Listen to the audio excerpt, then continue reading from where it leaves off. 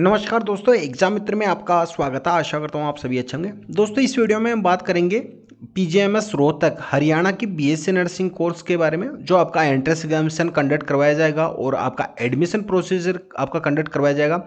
तो उसमें आपको कौन कौन से डॉक्यूमेंट की ज़रूरत रहेगी, क्योंकि आप समय से पहले ही अपने डॉक्यूमेंट प्रिपेयर करके रखेंगे तो फिर बाद में आपको कोई दिक्कत नहीं आएगी।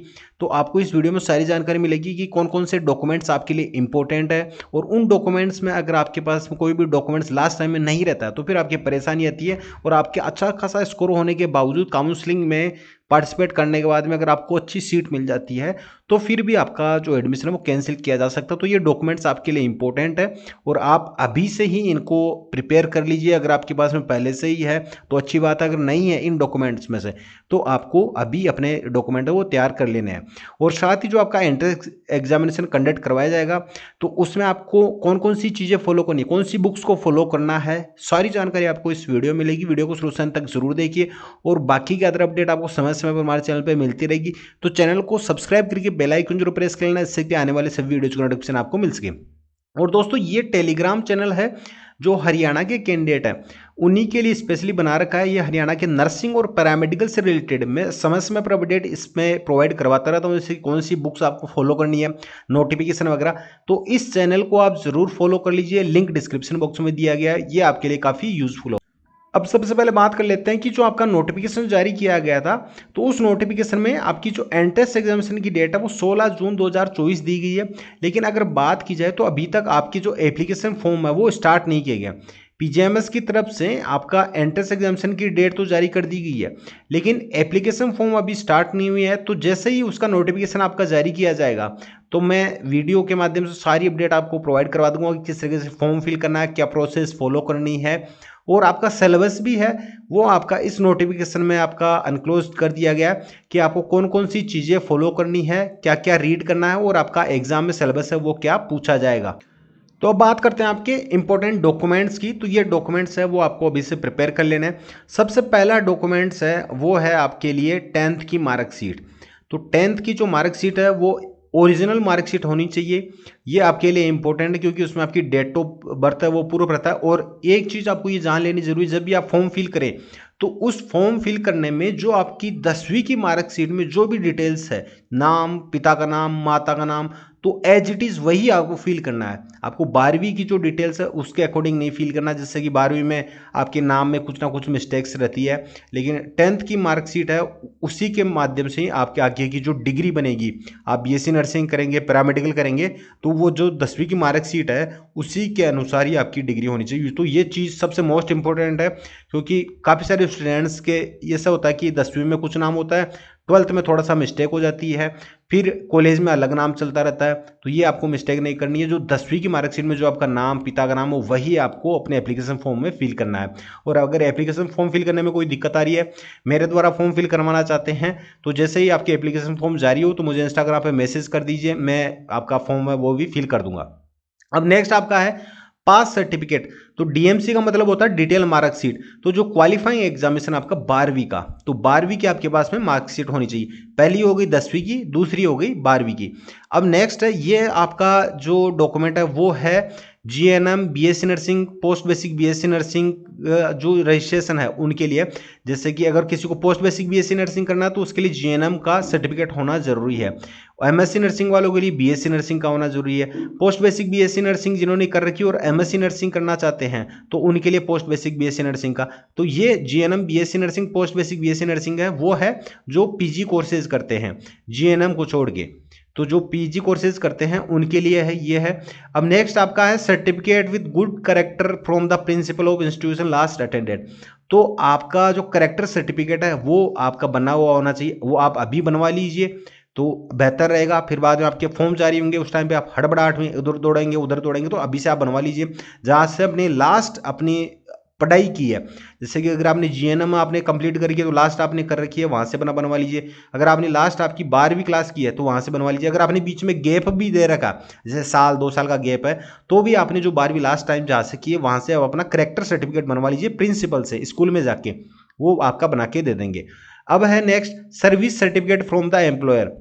तो जो कैंडिडेट जिन्होंने जो सरकारी जॉब कर रहे हैं या कहीं पे अपने वर्क कर रहे हैं तो उनके लिए सर्विस सर्टिफिकेट रिक्वायर्ड रहेगा। अगर आप कहीं भी कुछ भी नहीं कर रहे तो ये आपके लिए ज़रूरी नहीं है। नेक्स्ट है रेजिडेंशियल सर्टिफिकेट, जो स्टेट के द्वारा जारी किया जाता है।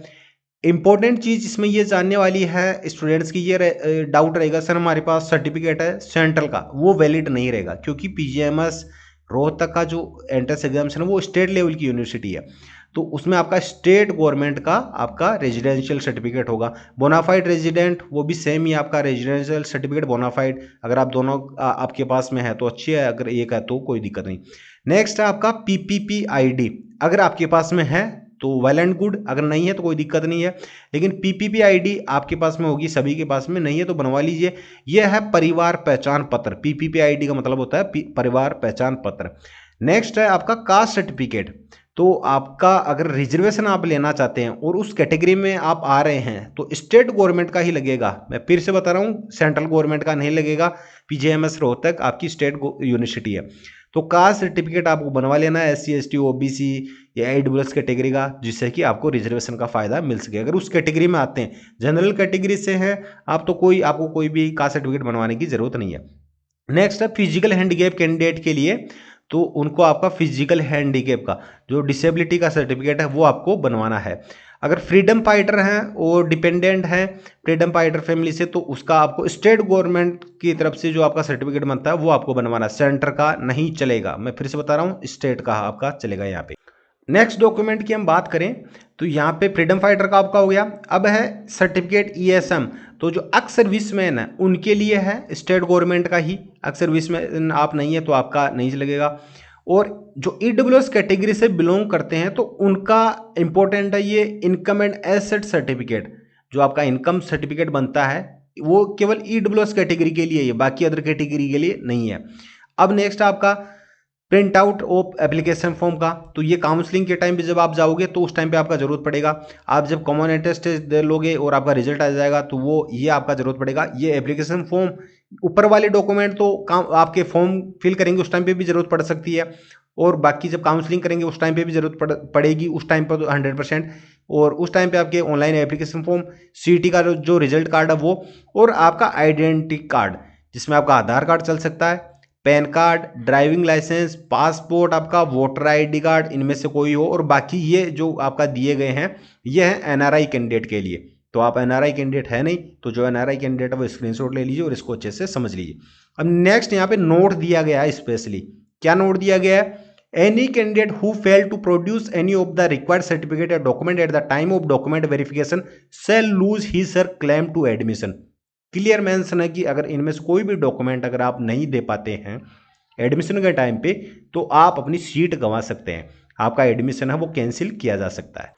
तो ये डॉक्यूमेंट बहुत ही इंपॉर्टेंट है, आप समय से पहले अपनी प्रिपरेशन करके रखिए, चाहे स्टडी की हो, अपने डॉक्यूमेंट की हो। जैसे ही आपकी प्रोसेस स्टार्ट हो आप फटाक से अपना फॉर्म फिल कर दें, अपनी प्रोसेस कंप्लीट कर दें, बाद में हड़बड़ाहट में कोई भी दिक्कत ना हो। तो ये डॉक्यूमेंट मैंने आपको बता दिए।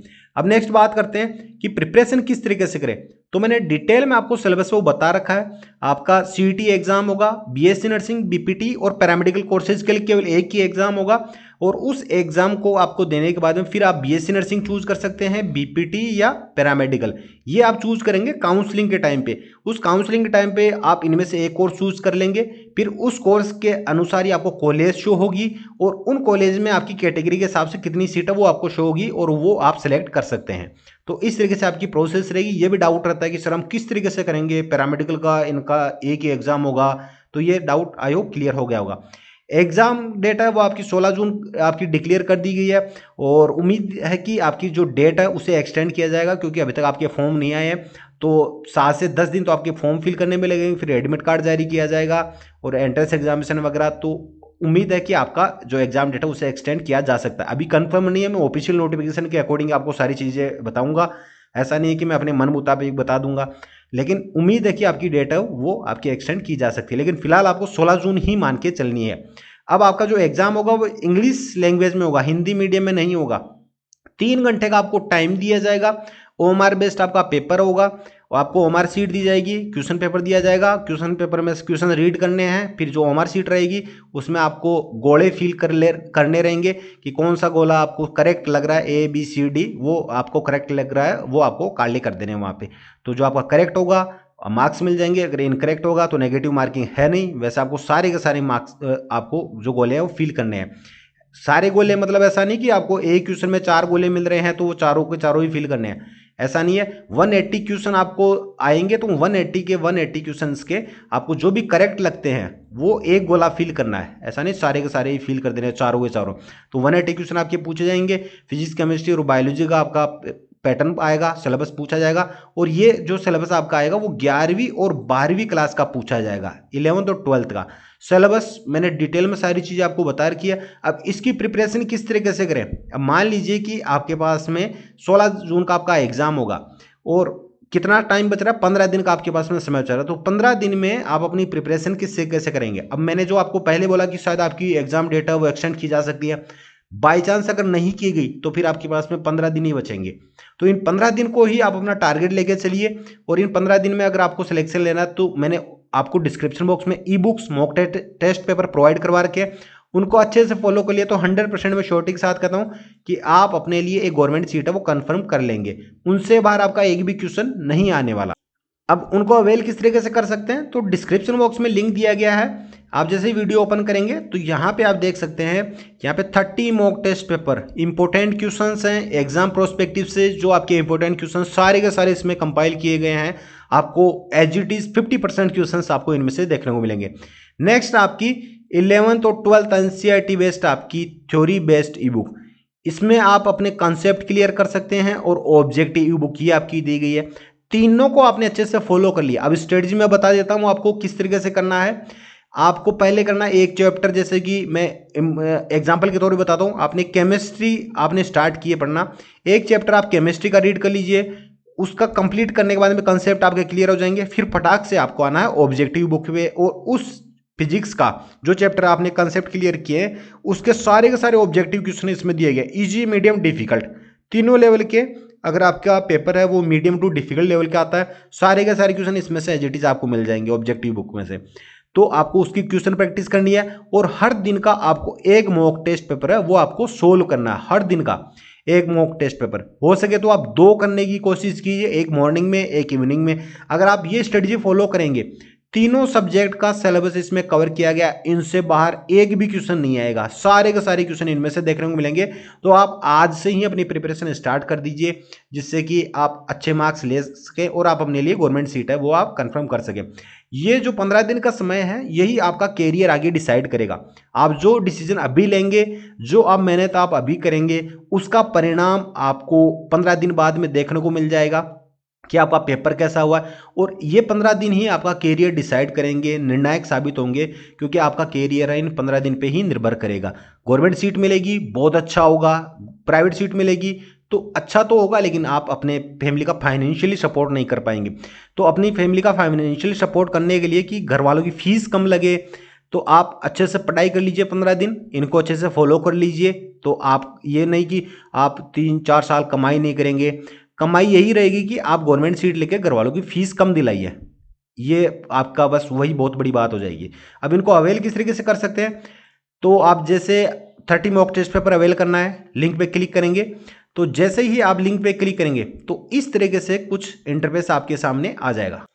तो यहाँ पे आप देख सकते हैं ये PGMS, BSc nursing, BPT, paramedical entrance examination के लिए 30 मॉक टेस्ट पेपर हैं विद डिटेल आंसर सॉल्यूशन आपका इसमें दिया गया इंग्लिश लैंग्वेज में। सेम इसी तरीके से आप ऑब्जेक्टिव बुक अवेल कर सकते हैं, इसी तरीके से आप थ्योरी बेस्ड बुक, प्रोसेस सभी की सेम है।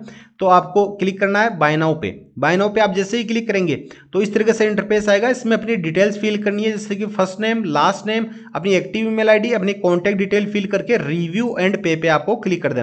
अब जैसे ही रिव्यू एंड पे क्लिक करेंगे तो इस तरीके से इंटरफेस आएगा। आप यहाँ पे अपना जो ऑर्डर है उसे रिव्यू कर सकते हैं। प्रोसेस आप अच्छे से जान लीजिए, क्योंकि फिर बाद में आपको दिक्कत होती है कि सर मेरे पास ई बुक है वो प्राप्त नहीं हुई। तो मैं डिटेल में सारी चीज़ें बता रहा हूँ। आप जैसे ही यहाँ पे देखेंगे तो आपका ऑर्डर है वो रिव्यू हो जाएगा। मेक पेमेंट पे आपको क्लिक करना है। जैसे ही मेक पेमेंट पे आप क्लिक करेंगे तो आपके सामने सारे पेमेंट ऑप्शन अवेलेबल करवा रखे हैं। पेमेंट ऑप्शन आप यहाँ पे से कोई सा भी चूज कर सकते हैं, जैसे कि भीम यूपीआई से आप पेमेंट कर सकते हैं, फोन पे, गूगल पे, पेटीएम, कोई सा भी पेमेंट ऑप्शन चूज कर सकते हैं। क्रेडिट कार्ड से, डेबिट कार्ड से, नेट बैंकिंग से आप जैसे ही अपना पेमेंट कंफर्म करेंगे आपको आपकी ई बुक डाउनलोड करने का ऑप्शन प्राप्त हो जाएगा। वहां से आप अपनी ई बुक को डाउनलोड कर सकते हैं। अगर वहां से नहीं कर पाते हैं तो जो ईमेल आईडी आपने फिल की थी उस ईमेल पे भी आपको एक मेल सेंड किया जाता है और उस मेल में भी आपको डाउनलोड फाइल का ऑप्शन प्राप्त होता है। वहां से भी आप अपनी ई बुक को डाउनलोड कर सकते हैं। तो इस तरीके से आप इन तीनों को आज से ही अपना फॉलो करना स्टार्ट कर दीजिए। समय बिल्कुल कम बचा है। कंपटीशन के इस दौर में अगर आपको अपनी अलग जगह बनानी है तो समय से पहले अपनी प्रिपरेशन करना आपको जरूरी रहेगा।